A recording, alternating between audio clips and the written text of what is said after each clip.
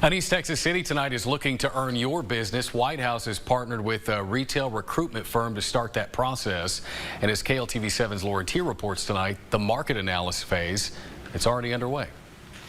I don't know that we want to reshape the city. I think our citizens are very proud of the city that we have here, and we just want to build on the things that already make Whitehouse great. Part of that building means investing in retail recruitment, according to City Manager Leslie Black.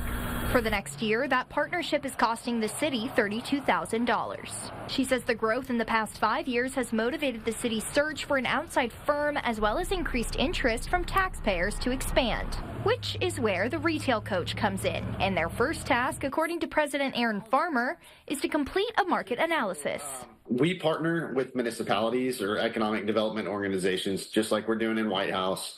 And what our goal is to better understand the market, better understand what is that retail opportunity. This also includes identifying the consumer. Whitehouse has a population of around 10,000, but their trade area, including Bullard, Troop, and other towns, adds up to around 57,000 people. I think the more sales tax dollars that we can capture here in Whitehouse and keep here in Whitehouse to serve our community and turn that back around into either quality of life or infrastructure improvements will be exponential over time. So we're really excited to see what that looks like.